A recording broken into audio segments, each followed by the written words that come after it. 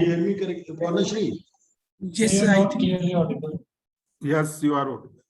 sir, Yes. so I think the echo is due to two devices with mics turned on, like this. Okay, so I wanted to put up this volume from the iPad. Okay, sir. Then could you please turn off the mic of the laptop? Then I think the echo would go away. आप बोल रहे हैं ना? Yeah, I got it. I logged in also, but I want to put up this iPad's sound. Okay.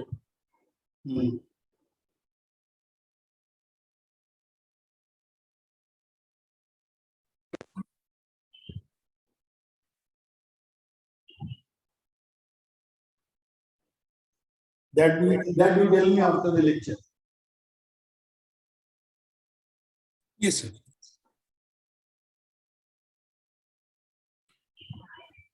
Yes. Yeah. Okay. Okay, fine.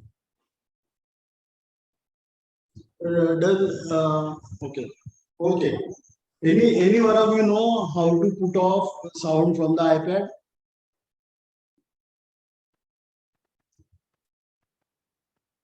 Hello? Yes, there is pause button there. Pause button from where?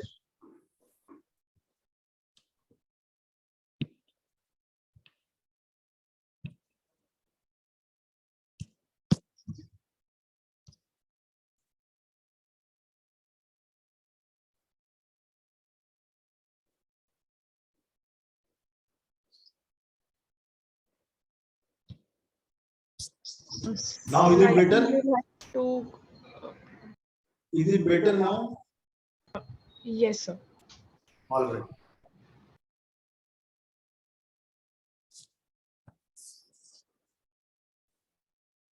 All right. First, yes, please. Please feel free to ask me questions about mathematics. And technical, I am not very good. So, usually in Bangalore, I have a standard setup. So there I don't have problem. Yes.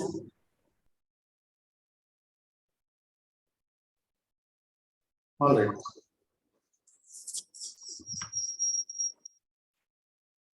So, I am going.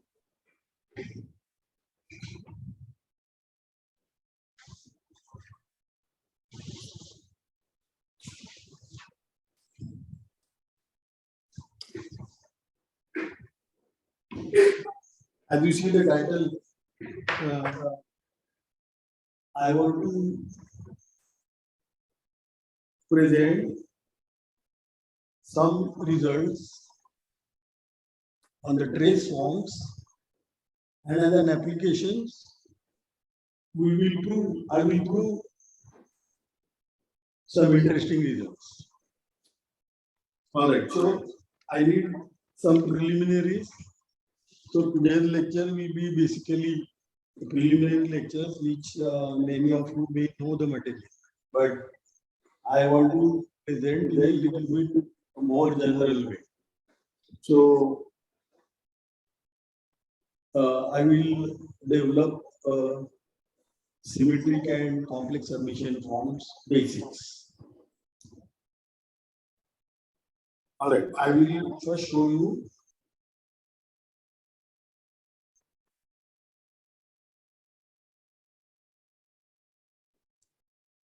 the assignment sheet.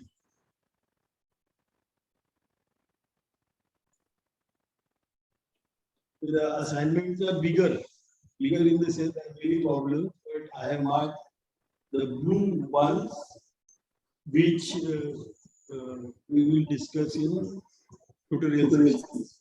And today's tutorial afternoon, I will not be physically present, but Varnashri, she will do, and Before I start the lectures, I am going to use the same notation which I have developed in the exercises.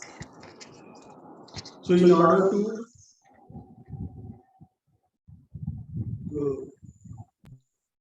the general things are for more general fields. So let us fix this following notation. I will read it, but before I will be fixing the Mister, yes. sorry to disturb you, but I can hear an echo. Sakshi, I have a difficulty to put up my iPad's volume. Can you help me? Yeah, can you please, have you connected headphones to the iPad? No. This iPad's volume is mixing with the laptop's volume. Yeah, that I understand. So can you please switch to your Zoom screen? Zoom, shall I? What do I do? On the iPad, go to the Zoom meeting. You might see a symbol of speaker somewhere. Where is Zoom meeting and iPad now? I have to search. Yeah, just click on Zoom. Here. Yeah, got it. Now? Click on got it. Got it. This is off, I have to make it. How is it better? In the above, the mute button is there. You just mute.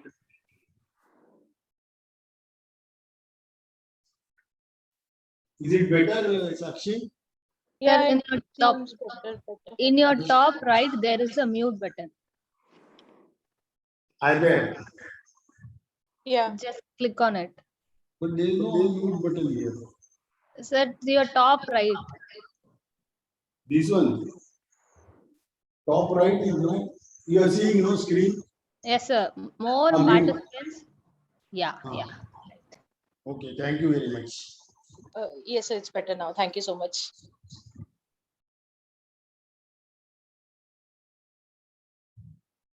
So as you can see, I am illiterate in this. All right. So what is my aim in this lecture? First, I will write down and then we will go to notation and start.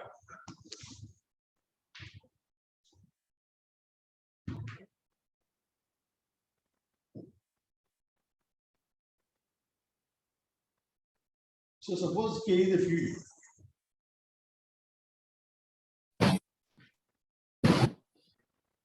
Arbitrary field.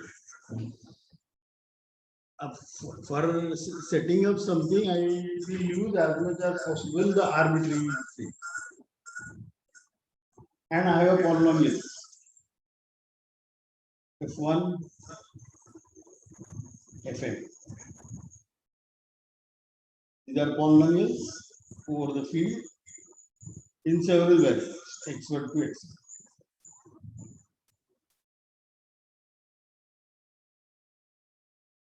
And I am assuming that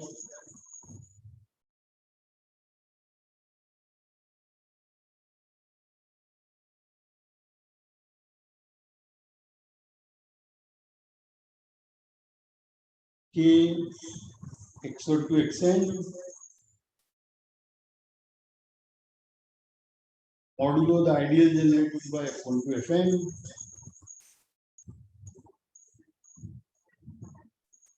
this is finite dimensional over K. That is the assumption. And now we will look at this also. I will keep saying finite K algebra.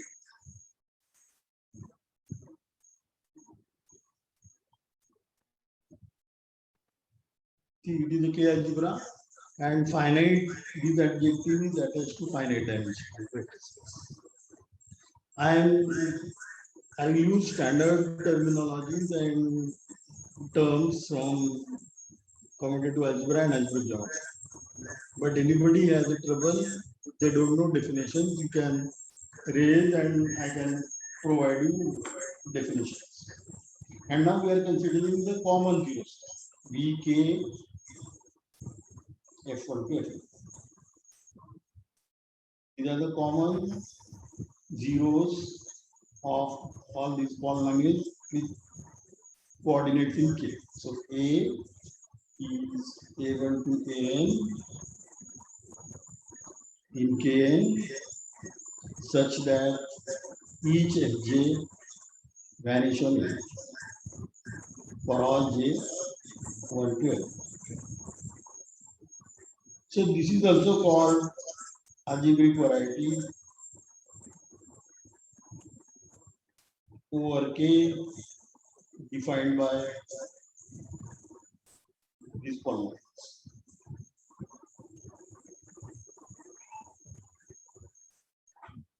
And because it is,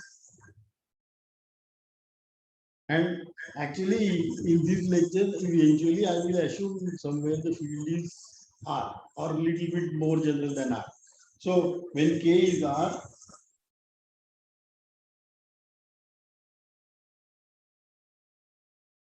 the question is, so in K is R and it is finite dimensional, etc., then this set Vk F1 to Fn, this is the finite set.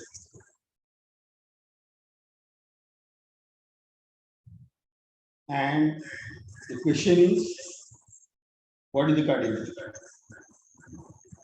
This is R here.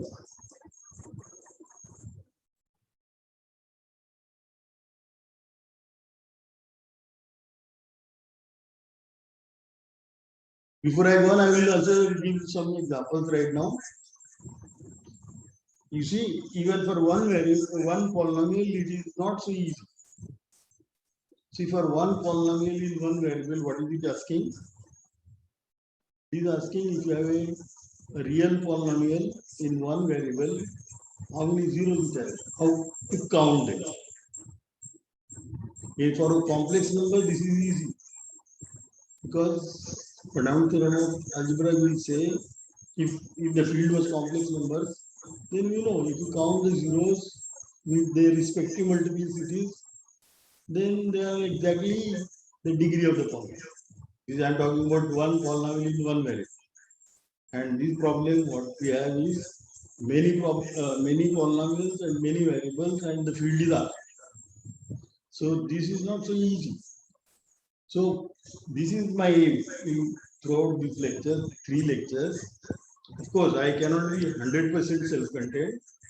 Modulo the standard stuff, I will come back to reasonably self-contained proof. That is the aim. All right, now let me just say what happens in 2 examples I want to discuss. Just to get hands on, and then we'll see example.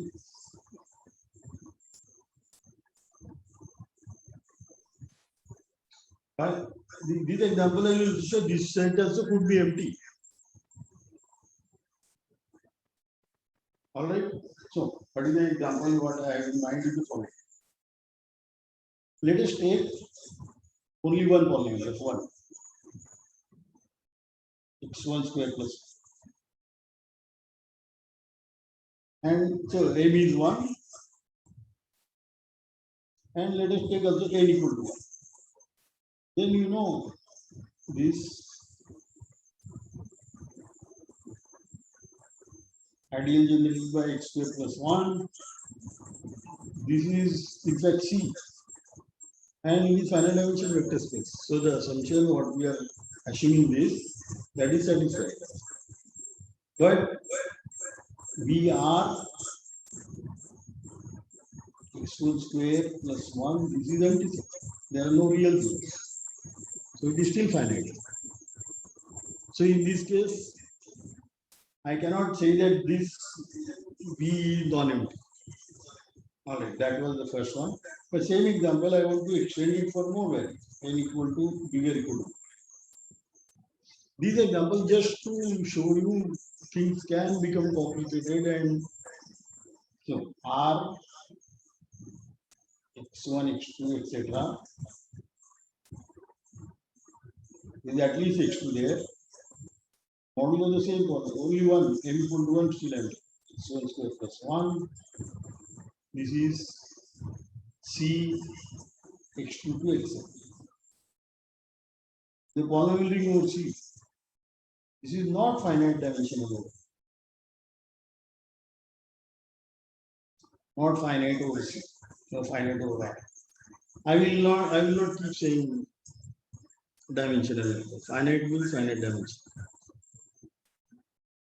All right. So this assumption is very important. Finite dimension. Because in this case, what is the V of R x1 square plus 1? This is still empty. So this example shows that the assumption that this residual algebra is finite over R is very important. All right, now let us go for C for understanding more. Okay. So now what happens over C? That means I am asking what happens. What about this set? V C x1 to x. What about this?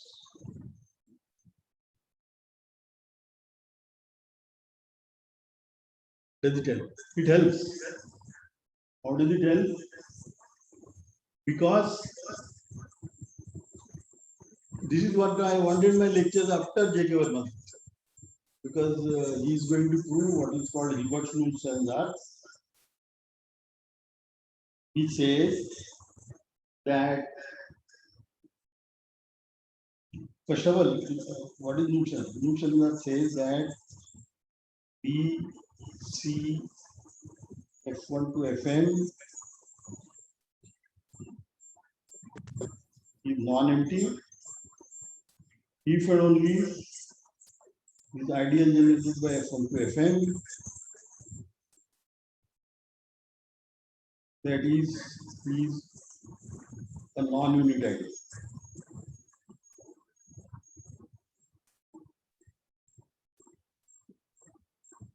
And moreover,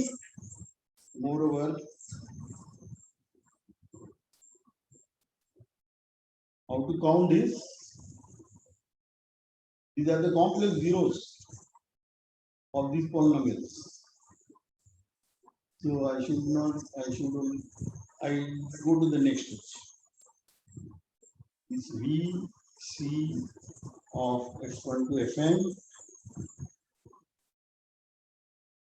This will be Bayesian correspondence with maximal ideals of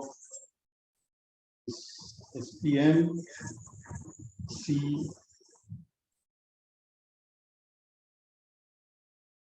x1 to xn modulo ideal generated.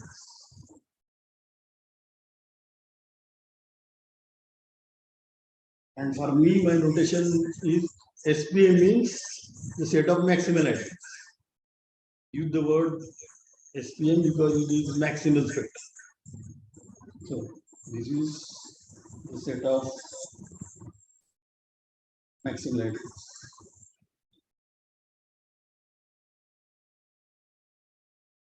And in fact, what is the correspondence? Any A here, A1 to A, that will map to the ideal generated by. So this ideal I will write down here. This is the maximal ideal corresponding to this point A, which is the maximal ideal generated by. I will use now small letters x1 minus a1, etc., etc., xn minus an, where this xi is equal to the residue classes of capital X, the images of capital X in this residue class. So that this is precisely the Hilbert mean. So in this case, if you want to count the number of points, you shift to this. You have to count the number of maximal ideals in this residue class algebra, which is finite dimensional. And moreover, actually, you can see better, but then I don't want to go into that because that will divert our discussion. So, in short, what I said was for complex numbers, problem is not too bad. And that you could also feel just for one variable, one polynomial, we know by fundamental theorem of algebra, because C is algebraically closed, the number of zeros of one polynomial in one variable or complex numbers, you count them with multiplicity and add the multiplicity. That you get it precisely fundamental. So for complex numbers, it is not, our interest is not so much. All right. And I'm going to show you linear algebra helps very much. And because I also want to justify that I'm talking in the AIS on advanced linear algebra. So I will show you how linear algebra helps. All right. So before I go on now, I need to set up a notation because I am going to do some preliminary results on symmetric and Hermitian forms. And what are we going to do with the form? This is the notation. And this thing will work for more general fields also. So the way I have written is those who are comfortable, they can read. Those who are not comfortable, they safely can assume the field is real number. Because many of these results from linear algebra, you can prove it for more general fields. All right, so that is anybody has a question, I would appreciate if somebody can ask me in the beginning, so that will help me. How do I go on? Sakshi? No, sir, I don't have any questions as of now. Fine. But if anybody has any question, they can please ask me because that will help me how do I change my presentation? Or more explanation is needed. If it is too boring for you, I can skip. All right. So I will consider the field K, not just the field K, but along with a involution, fixed involution. Now, what is the involution? Involution is an automorphism of the field so that the square is identical. So it's an automorphism of order 2 or less equal to 2, I should say, because kappa, so I've written that we are considering a kappa in odd, I will here, kappa here, odd automorphism of the fields, so that the square is identity. And for an element, instead of writing kappa here, I am writing it a bar, and you will see soon why I am writing it a bar. And what are the typical examples? For example, complex numbers with the usual complex conjugation, kappa, that is z going to z bar. This is the only automorphism. Okay, this is the automorphism of complex numbers, and the square is identity. So this is the example, standard example. You will find a linear algebra books, but they will not write them because it is fixed. For real numbers, there are no automorphisms of real numbers other than identity. And therefore, if I take k equal to real number, then I have kappa, I have to take only identity. There is no other choice. Yes? Okay. All right. So also you can note that there are exactly two cases that we are interested in. One is C with identity and C with kappa. And the other one is R with identity. Besides, now you may ask, if I have to, why am I doing so general? Are there more examples other than this? Of course, when you study linear algebra, many of you would have studied linear algebra, symmetric bilinear forms, complex Hermitian forms, and so on. And these are the only ones probably use that. But what about finite fields? Nowadays, finite fields are more interesting from the point of view of application than other things.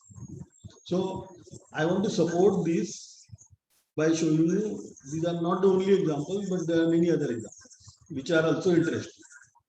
All right, so I have only collected 2 examples here. So let us see those 2 examples. So K is a field. K, small k is any field you start with, and start with the quadratic equation. That is x square minus beta x minus alpha. And this is an irreducible formula. Now you can find many fields and many quadratic irreducible formulas. So fix and then go modulo that and look at the capital K. The capital K is a field. And what kappa can I take? Kappa I have written it. I can take that kappa. This definition, you see. Any element modulo quadratic, you can write linear in small x, where small x denote the residue class of capital X, and this one you map it to this one. Now this formula, if you would have done in your curriculum anytime theory of equations, you will realize this formula is very natural. And in fact, it is the generalization of that complex conjugation.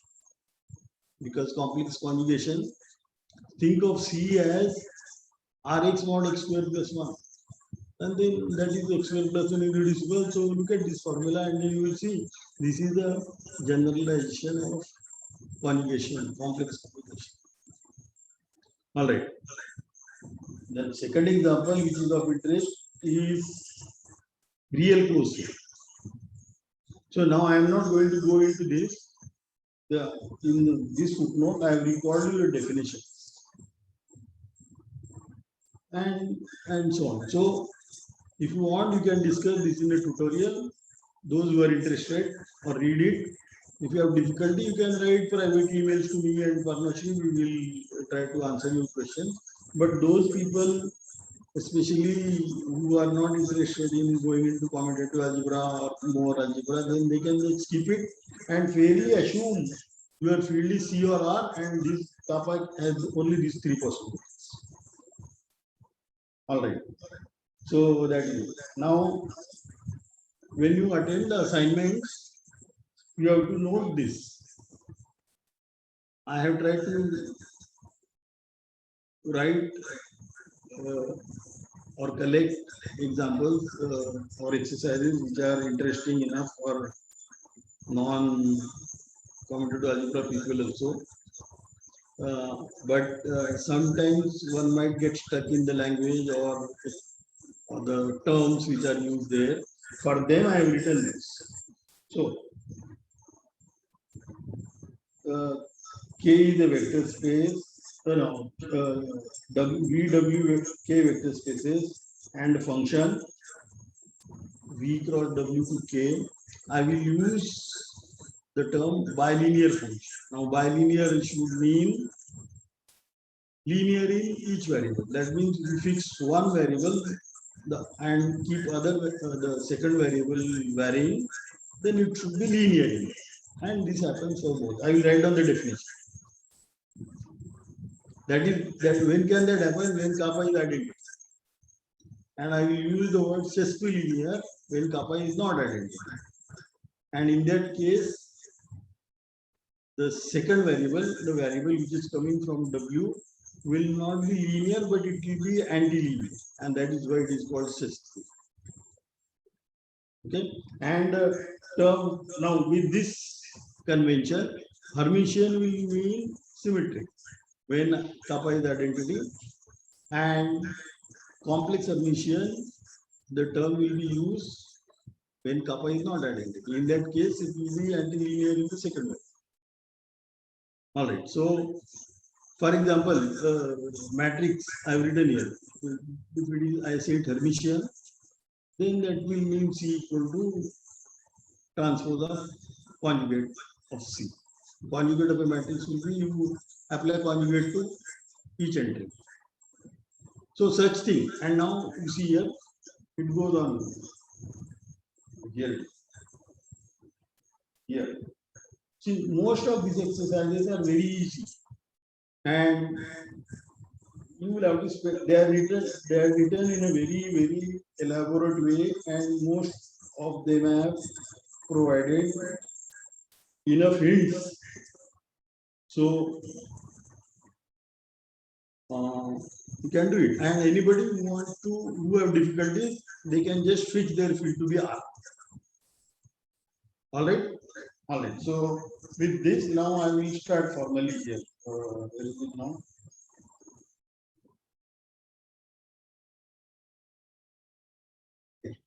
Here we are, right? So now I will keep writing K, but the assumptions are clear now. Aren't they clear? Sakshi. Hello, Sakshi. Yes, yes, sir, they are clear. They are clear now? Yes, sir, yes, completely. Okay. So now I will not, due to the time, I will save some time and only write the notation. So phi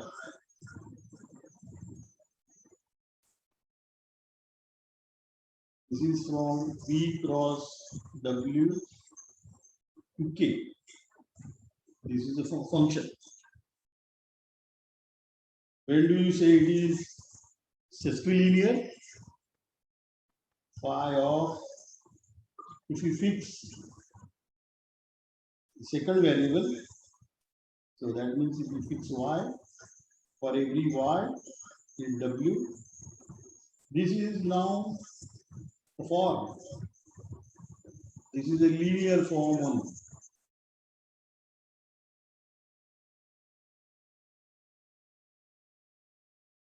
That is y. I am defining what is sesquilinear.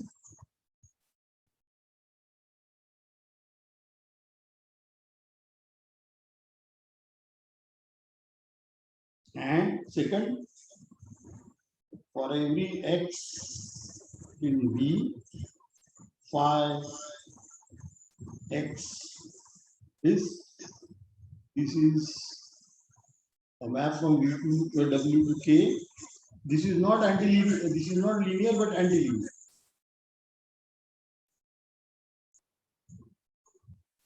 What does that mean? That is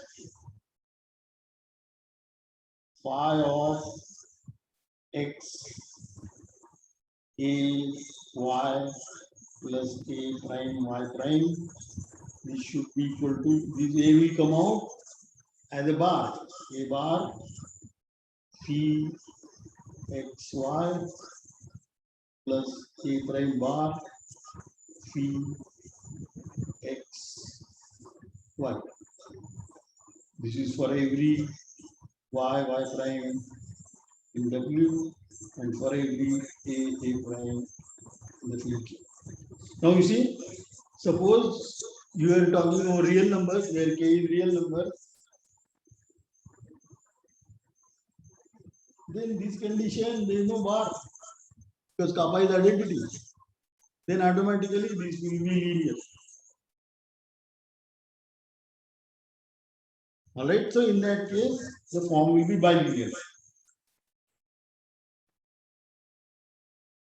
Even if you take K equal to C and if you take kappa to be identical, even in this case it is bilinear.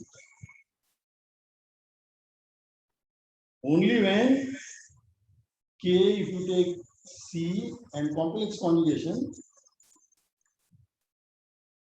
then it is, this bar will come out. And in that case, it is also called Hermitian.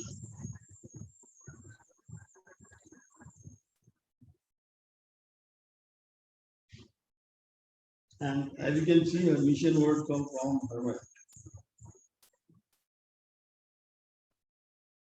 Hermit was the first to define these forms and study. And for your another one, which I wanted to show you, at the end of this first sheet, I've given the references. And most of these books you would have seen. And you see here there are two references by Hermit, and that was 1852.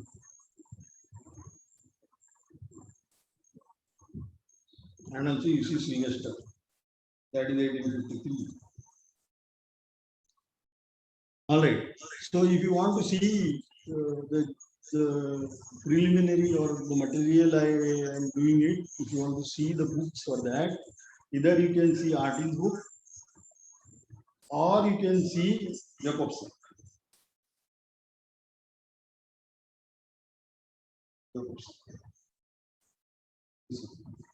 But I should tell you,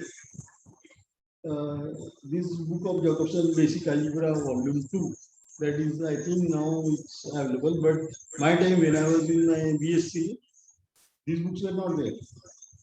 And those time there were Jacobson's books. There were 3 volumes, volume 1, 2, 3,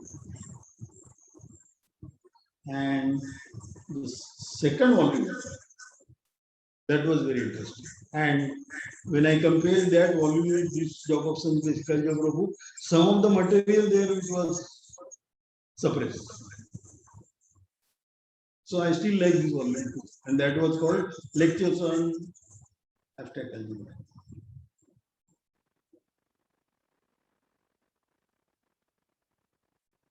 Lectures on Abstract Algebra, Volume 2, and the title was Linear Algebra. This is a book on linear algebra, and that is my favorite. Many of my colleagues and also many students, they say, no, this is too difficult to read because in this book they were Gothic symbols were used. So some people felt it was irritating to read. But I got used to it and I enjoyed it. I still enjoy it. Volume 3 is also very interesting. Volume 3 is on Galois theory of equations. All right. So continue. So that is now what else? What else I need to? All right. So who are the people involved in this? So Hermite, of course. So Hermite.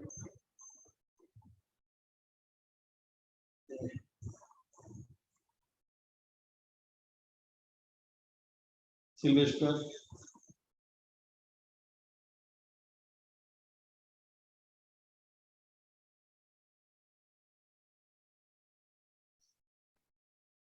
Hurwitz.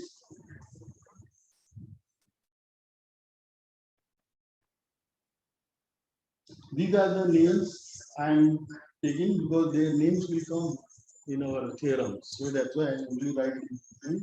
But this was very, there were many other people very involved. So this problem was not so easy. You would have, those who have studied theory of equations in undergraduate, they would realize finding a real zero, even one variable polynomial, exactly how many are there, that is not an easy. All that you can see is that if you have 1 0, then the conjugate is also zero. But how many real zeros are there? That counting is not so easy. And this problem, okay, I also must say that a lot of material which are gone in this is a joint work with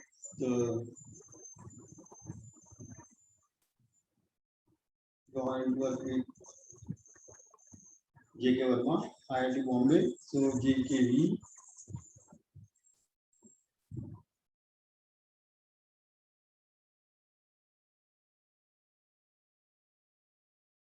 And how did you come to this problem? Because some computer scientists are doing this. Some computer scientists, I don't know, for their motivation, I don't know, but they wanted to count this, the number of real zeros of finitely many polynomials in finitely many variables. If they are finite in number, how do we count them? And how do you assure that they are finite in number? If you have to make this assumption that the finite dimensional K algebra, finite dimensional vector space over K, vector space over L. And they wanted to do it not for real numbers, but also real closed fields. apparently theoretical computer science people have applications in that. So that is how we were trying to read this paper. This paper here, Edison Roy, you see here, and this is the plus, counting real zeros with the multivariate. As you can guess from the title also, they are not mathematics people, because mathematics people will never say multivariate. At least the people from algebra geometry, they will never use the word multivariate. They will say several variables or many variables. I don't know, maybe the functional analysis or harmonic analysis people, they might be using it. I am not sure about it. So this, and you see it's computation, it comes under computational algebra geometry, and this paper is fairly long. And we tried to read it. We had lots of difficulties to read it. And then we decided we will write our proof. So it was not, it took some time. And also the methods we used were very elementary commutative algebra, which you can put it in the first course on commutative algebra in masters, or Patil McDonald's book that's also listed here. It's about first 4 or 5 chapters. That is very standard nowadays. And okay, so that was the motivation for us. And also what helped was our training, especially myself, my teacher, Professor Torch,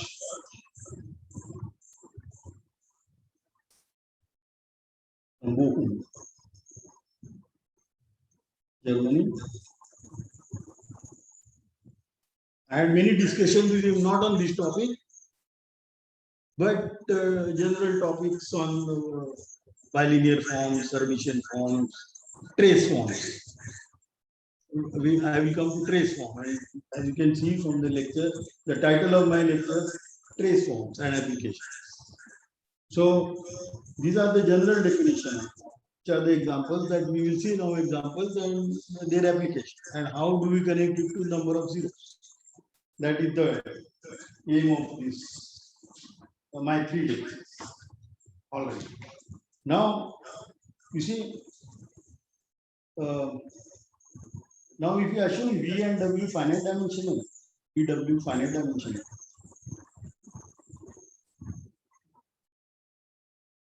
over K. Remember, the field K has the assumptions I stated. If you want to be safer, assume it is R or C, and remember R has only 1 case and C has 2 cases. Bilinearity and sesquilinear, Hermitian, that is called Hermitian. All right. No, that is not called Hermitian. I'm sorry. I will have to. This is not called Hermitian.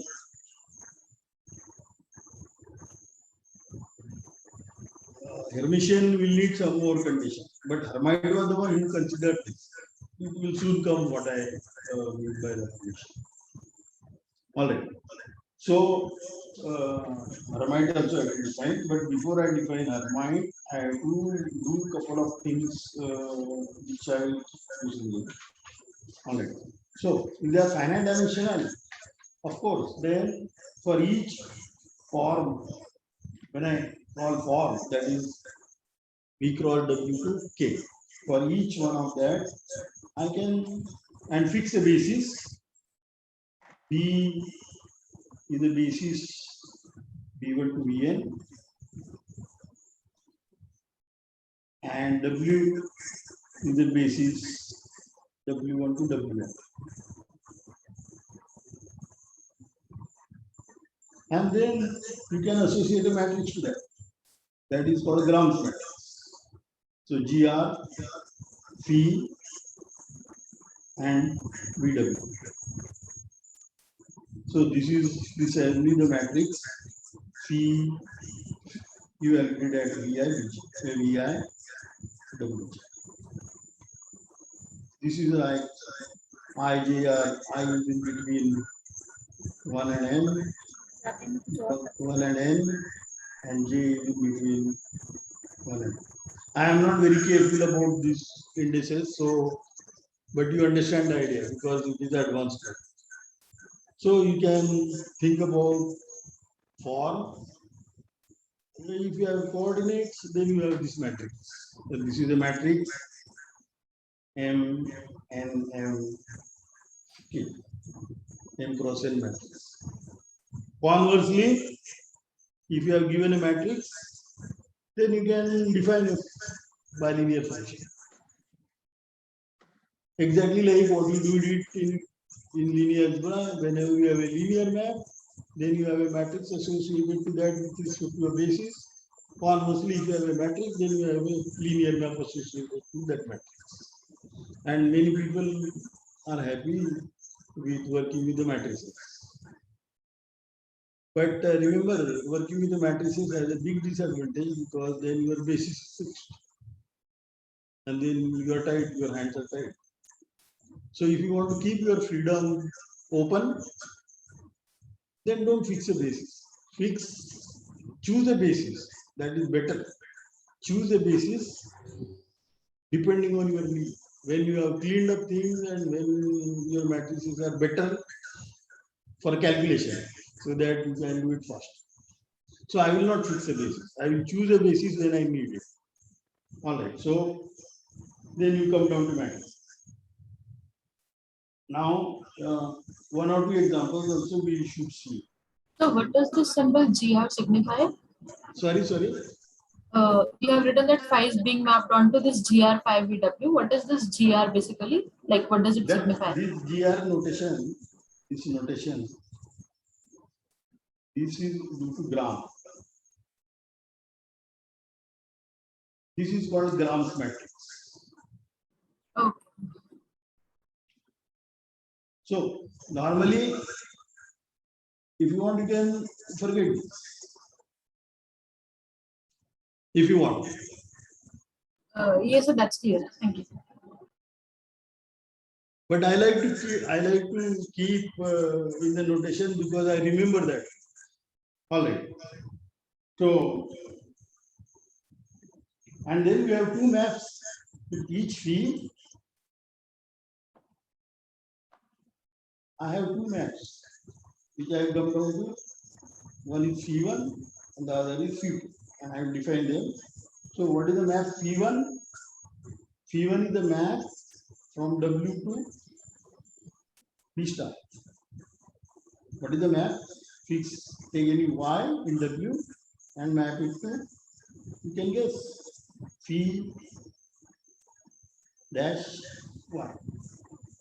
Now, our definition of sesquilinear says that it should be linear in first value. And that means this one is a linear form on B. And that means it is an element in the dual spaces. Is that clear? Please, if you have not heard this standard, then you should ask. If you want to learn, there is no other way. And all these schools, I'm involved in many schools and we want to help students to speed up their study and ready to provide them definitions and basics so that they can go faster. All right. So this is the map phi1. Now similarly, I can do it phi2. So what will be phi2?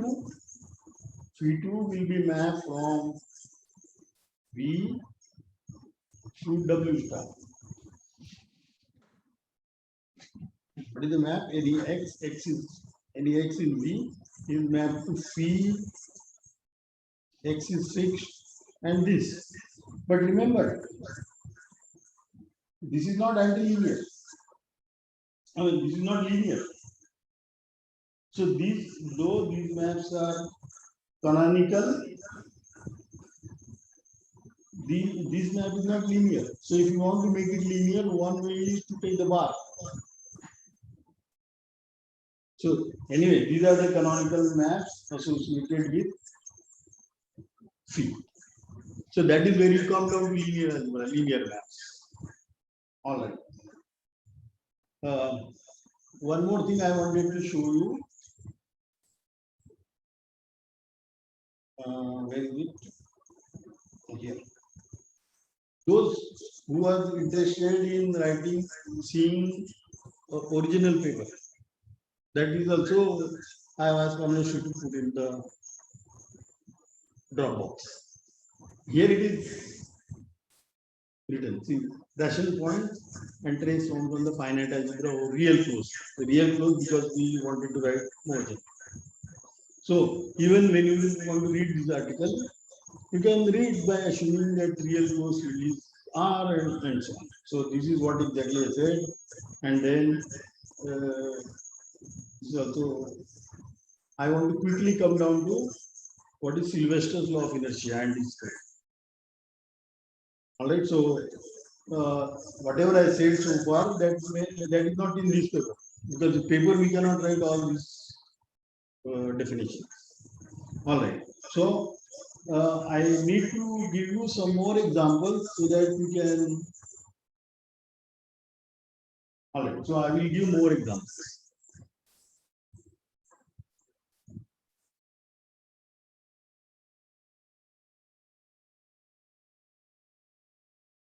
Number one. These are called standard forms.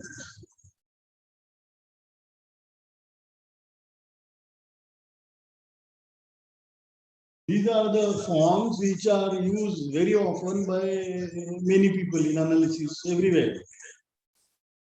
You would have bumped on this very earlier. So, all right. So, my vector space. So, when do I use the word form and when do I use the function? That I think should be clear. I use the word form when v equal to w. And I use the word function when v and w may be different.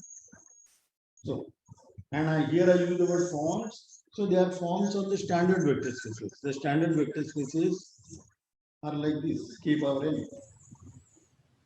This is my v equal to k power n. N is non-zero national. So R2, C2, and so on. Rn, Cn. These in college they will teach for these only, or maybe Rn, not even Cn. Okay. All right. So what is the standard form? That means I will define you what is I will use this standard notation. This Kn cross Kn. Kn. And as I said, I will only define it on a basis. Or you can define in general. So here you take any tuple and then you can usually write as follows: A1 to An, and here B1 to Bn, and then you want to write this inner. It is usually used the word inner product. So what is this by definition? This is definition A1 B1 etc etc AN BN. I actually would like to bar. That bar is complex numbers. So you will get sesquilinear when k is c and kappa is the usual complex combination. If it is real number case, you get inner product. Alright, so these are the standard. So we have enough examples to test what we are saying. Alright. Second one is used very much in function answers. Alright, so what is that? So that I will keep calling it a natural dual.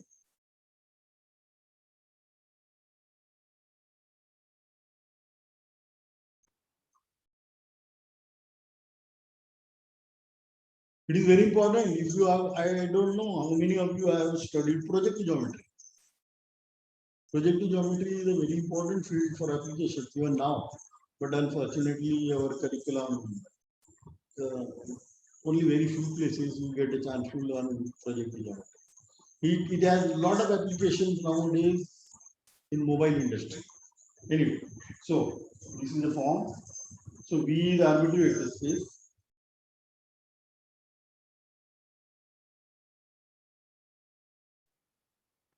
And then we have this form. V cross V star.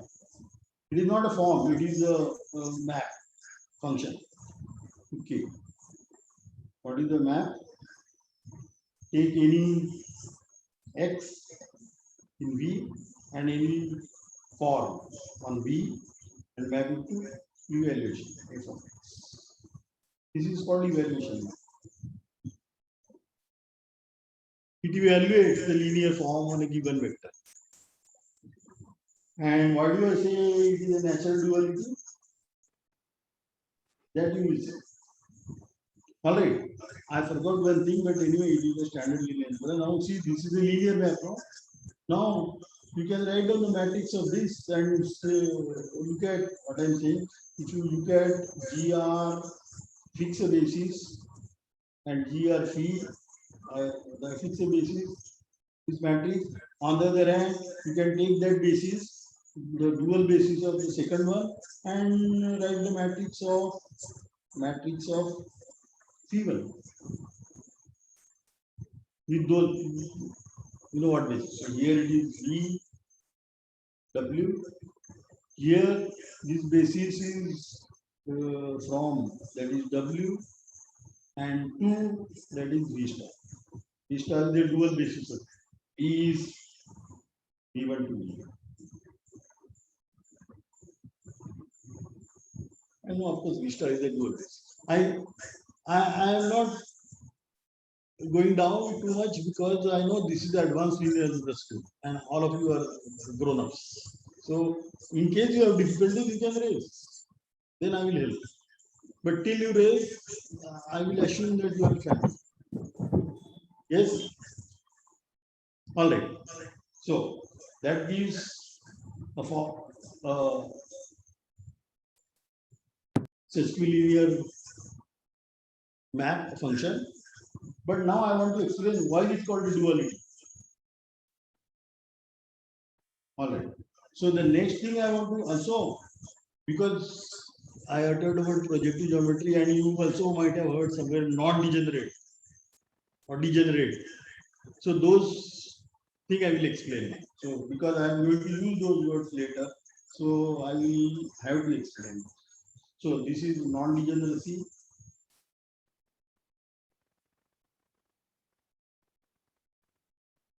And duality, complete duality.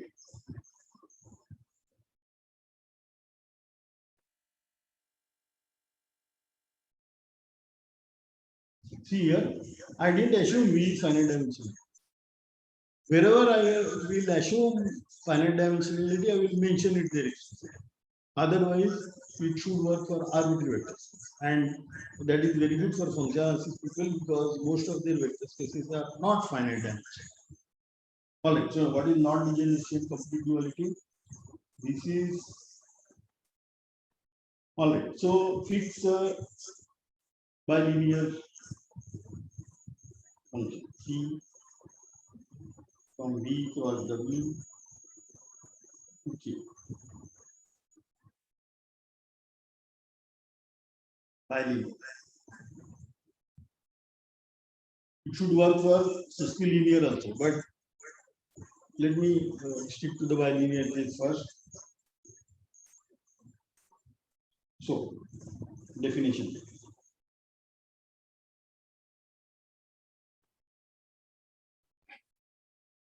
Phi is 1, phi is non-degenerate.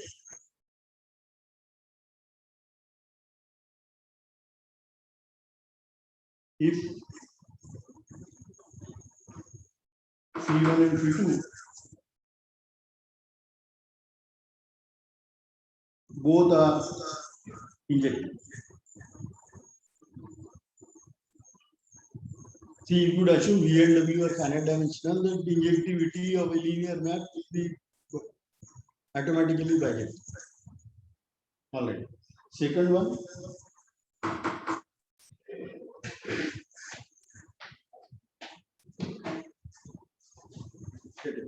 Sorry. All right. Second part.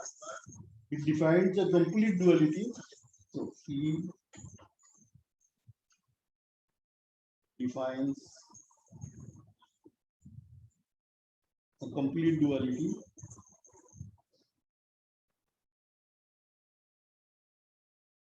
if phi1, phi2 are bijective.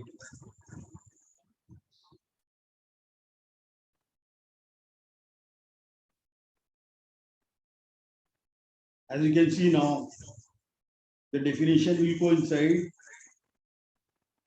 when both the vector spaces are finite dimensional.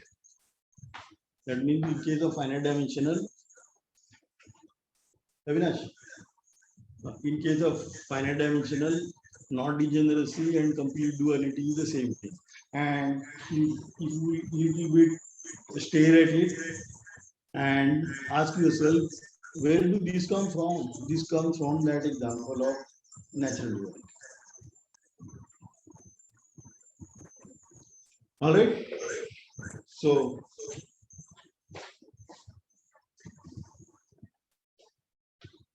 sometimes there is a disturbance here. It's not my institution, so you have to bear a little bit. All right.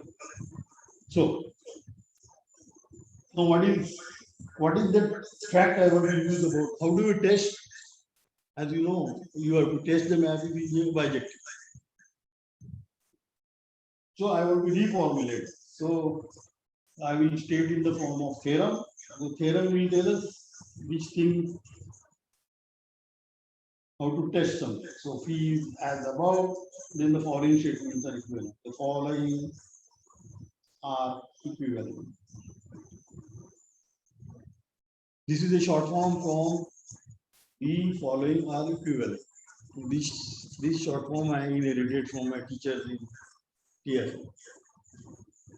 And those who have heard me earlier, I use it consistently in all my lectures. All right. So what are the statements? Number one, phi defines complete duality. I will avoid writing complete sentences.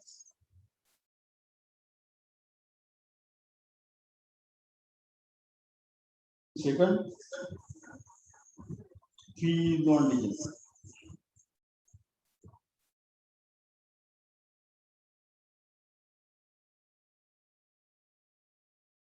And of course, I am assuming here BW are finite dimension. These two are equivalent, and you can see immediately from linear algebra that injective linear map on a finite dimensional vector space is bijective. This immediately follows from if you want parallelism. All right. Third one. The dimensions, both the dimensions are equal. Dimension V equal to dimension Z. And for one, and also the fourth one, if you write it, then you write it that equal to the rank of the matrix. I will write rank of phi, and by definition, rank of phi means rank of that matrix GR with respect to any basis. So this is dimension V equal to dimension W equal to rank. So this is when you want to check coordinate wise, then you can check that. So I will not write the proof of this. It's standard linear algebra, so we can. And the natural example will be, of course, this natural duality.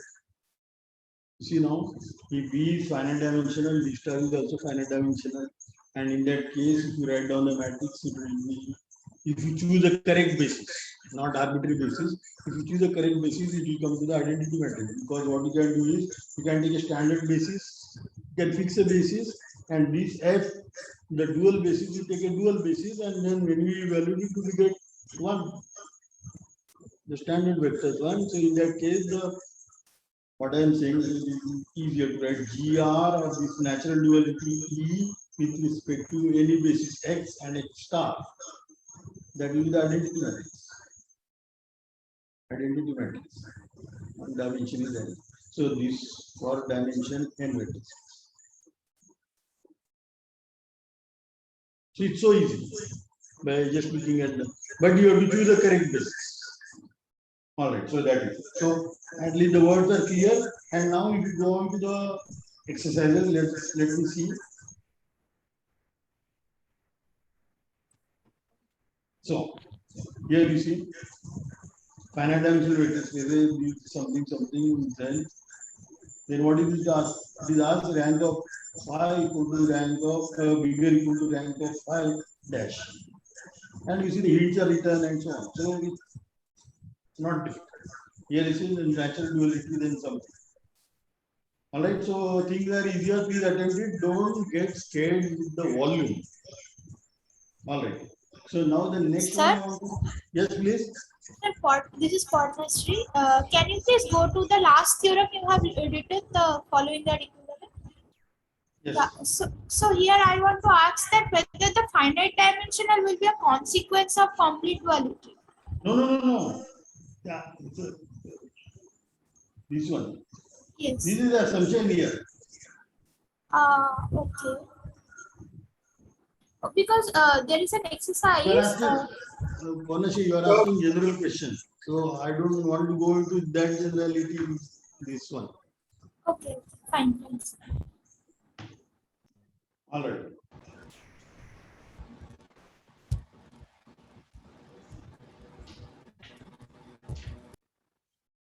All right. Now the next one is the concept orthogonality.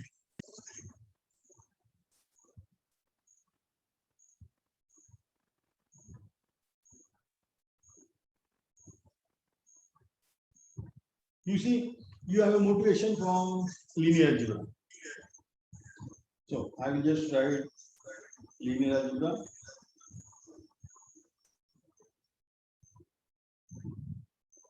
And I just write geometry, Euclidean geometry.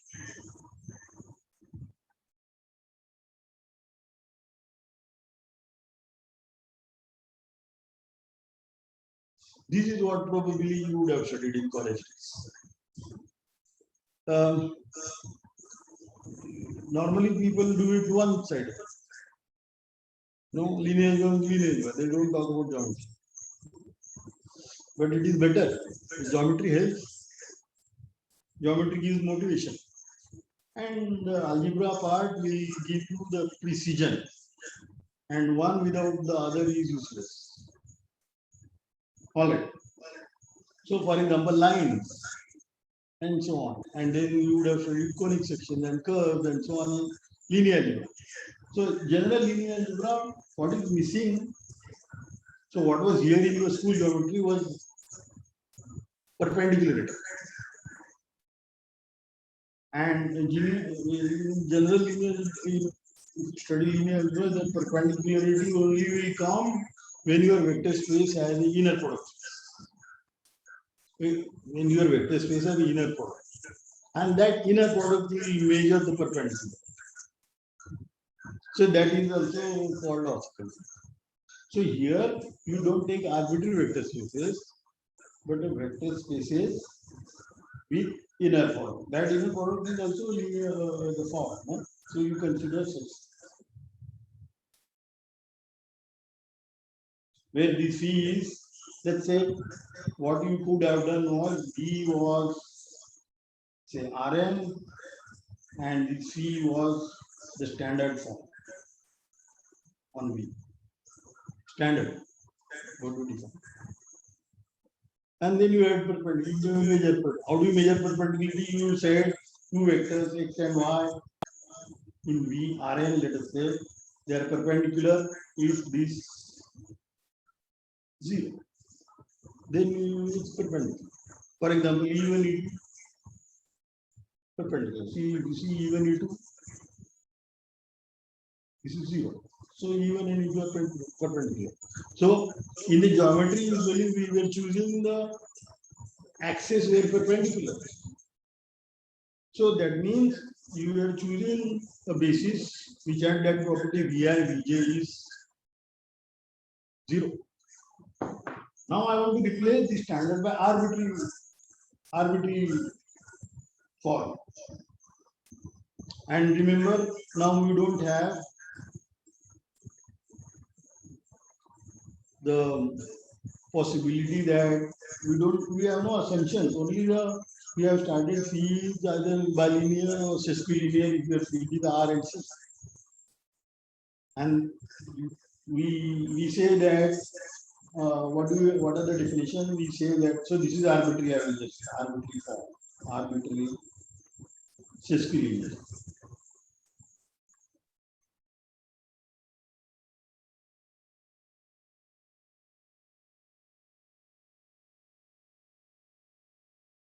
And when do you say two vectors are perpendicular? So phi is from, let's say phi, general definition, phi is from V for W. Okay. So we x in V, y in W. We write x is perpendicular to y. If and only this is the definition. Phi of xy is 0. We just imitate it. But you see, what do you have to check? And more generally, I will also define more generally. I will define if you have a subset M of V, then I will write M per. M per means you can guess by definition all those vectors Y in W such that M is perpendicular to Y. That means every vector in M is perpendicular to Y. And similarly, you could have defined for any subset N of W, N per. So, write down the definition. All right. So, you can check that now these are subspaces. This is a subspace of W, and this will be subspace of P. All right. One of the most difficulty what we will arrive at the fact that if you take this relation, so relation of perpendicularity,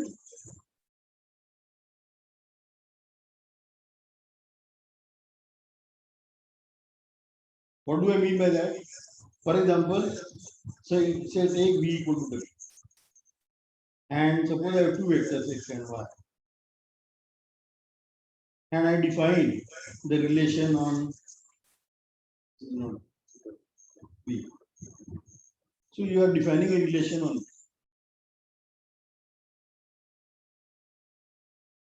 what is the relation? X is related to y if and only x is perpendicular. And now you would like to check that this relation is symmetric.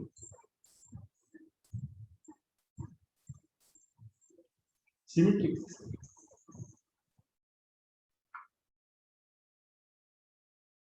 Or even you would like transitive equivalence relation.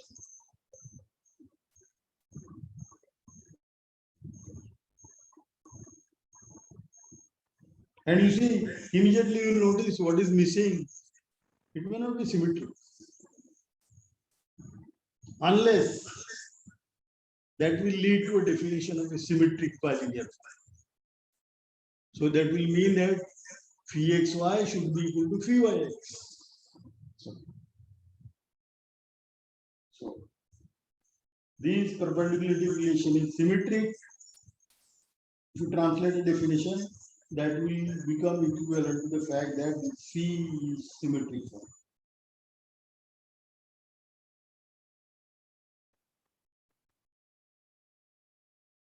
And in the other, so if you now write down for, you take the form on C, if your kappa is identity, then symmetric will lead to symmetric bilinear forms.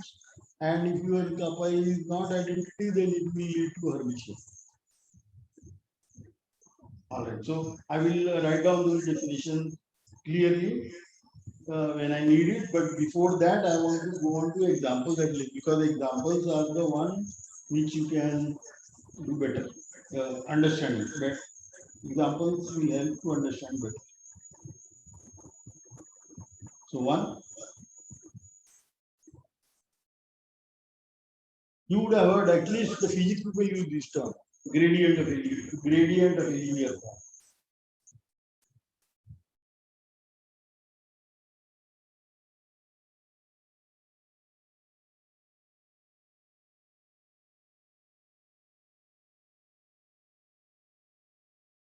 So what is it?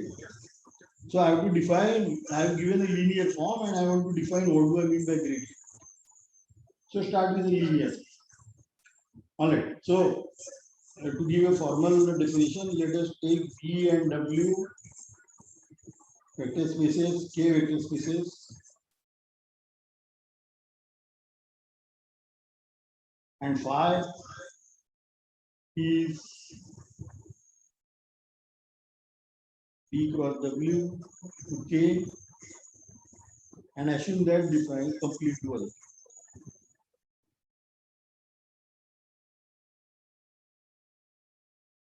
That means, that means this maps phi1 and phi2 are bijection.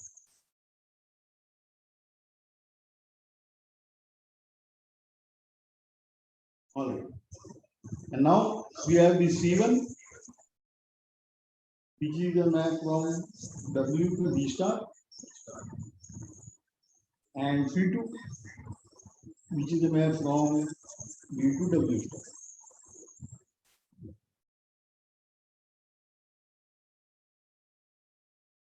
Now you start with the linear form of W. F.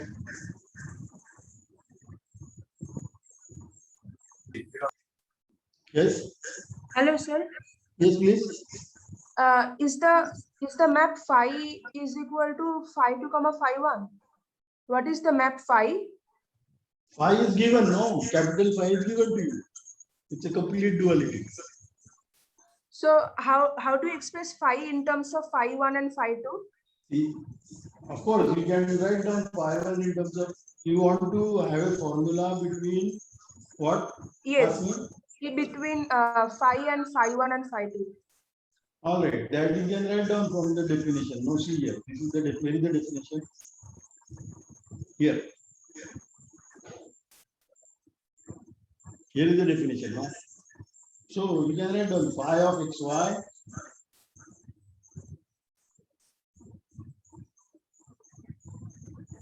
equal to, you see, if you want to write down in terms of phi1, it is phi1 of y, phi1 of x. Sorry. Phi1 of x, no, phi1 of y evaluated at x. And is that clear, Sakshi? Hello, sir. This is Shayantani. Shayantani. Is that clear? Yes, sir. See this box. Yes. Similarly, and you can write down in terms of phi2. in terms of phi2 also. Phi2 of x of y. Yeah, whatever. Once you do it for one, you will get an idea how to do it for the next. Okay, I thought there is some kind of like coordinate wise or some kind of composite definition of this. This box is also coordinate wise only. I mean, Yeah, so what you mean is coordinate wise, you have to choose a basis, yes. No, you don't have to choose a basis. You see here, where is this y going? Y going to this linear form. And how the linear form defined on V, any x vector goes here in this gap. Yes. Similarly, the other way. So basically, we are defining two different mappings on the Yes. same V cross No, W. they are from different vector spaces. Even if you take V equal to W, this map will be not from V to V, it is from V to V star.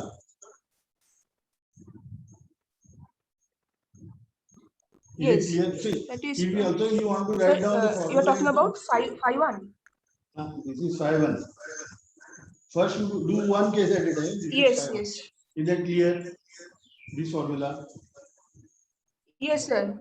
Yes, Now, yes. if you want This to is do in this terms one of is this okay. phi 2, what do you want is you want a formula for this, no? Phi of x1, right? Isn't this equal to, Yeah. see, I have given This will be this I have given phi 2 phi 2 of of x. x Now, the on only to y. trouble is when it is linear and when you evaluate what is this by definition will be phi of xy. Yeah. But you know, in order to see that bar will come somewhere. So this is also correct. Yeah, I mean, relation between phi 1 and phi 2 in terms of mappings. I mean, is there a kind of diagram to like relate to all of this? I didn't understand what you are saying. Relation like between phi 1 and phi 2, like how do these two connect? Phi 1 and phi 2. Phi 1 and phi 2, they arose from phi. Yes, Right? yes. Yes, And you yes. can get back phi from them. Yes. That's it. Oh, acha. Okay, okay, sir. Thank you, sir. All right. Now let's go back here. The only trouble will come when your form is not, see, this example, what the discussion we did it in this, we're assuming that you are in bilinear case. If it is not bilinear and sesquilinear and the second variable it is antilinear, then you have to appropriately put the bars. That you can see in some examples. Take a complex conjugation and then see it. So, all right, let me come down to gradient. Gradient is, so what is, see, we have given the complete duality means these maps are bijective. That means given any, that means this map is surjective. In particular, so given any linear form on W, that should come from some vector, and that vector I am denoting by xf because it will depend on f. And not only that, that is uniquely determined because the map is bijective. And that vector is called the gradient of that linear form.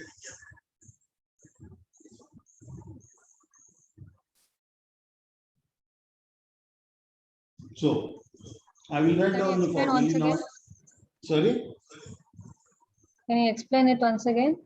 Yes, I will do. I will wait. So, what is our assumption? Our assumption is VW are we assume finite dimensional for understanding, and phi is from V cross W to K. That is your complete duality. Complete duality means you know the definition. Definition is what? Definition is both are bijective. Phi 1 and phi 2 are bijective. Now, what are phi 1 and phi 2? They are maps from phi 1 is a map from U to V, W to V star, and it is map from V to W star. Both these maps are bijective. Let us write down. And now, suppose we are given this f is given to you. That's a linear form on W. Linear form on W. That is given. So that means there is a vector in V which will go to that f under phi 2. Isn't it? And that vector is unique. So xf is unique.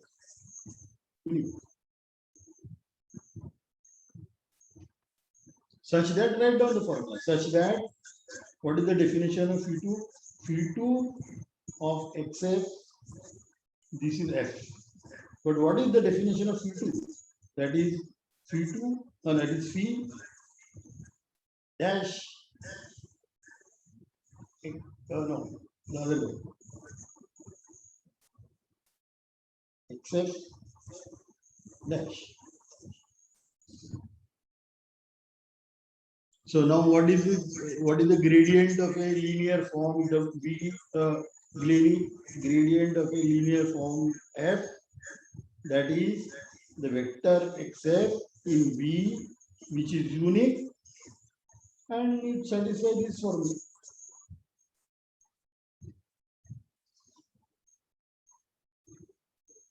Is that clear? Yes, sir. Who asked me a question? Shanmuka Priya. Is that clear? Please Yes, answer. sir. And this Yes, is sir. not, this gradient is not different from the gradient you would have done in calculus of several variables. When you studied calculus of several variables, you had a form, standard form, and you took a linear form, and so on. You would have studied, and that is precisely the same definition. Now, this definition I have, this is a little bit more general definition, you see, but it is coming from it. All right, so now it's already, how much time is there? I want to stop here because I have to go for some other lecture. So, but I still have a couple of minutes. I can answer your questions. Vanashri, you have a question? Yes. No. All right. I will talk to you maybe later in the afternoon. And what is the timing of today's tutorial? Is 2:30 or 4? What was our usual timetable time was 4, no? Yeah, it was 4, but since So the it will be at lecture 4. started, okay. So the tutorial for this will be in the afternoon 4, and I am not sure whether I can join, because if I would have reached, then I will join. If I would have still on the way, then I may not be able to join. But you can. Yes, sir, don't worry, I will tackle it today. Yes. Okay. Then with this I will close, and maybe I will send this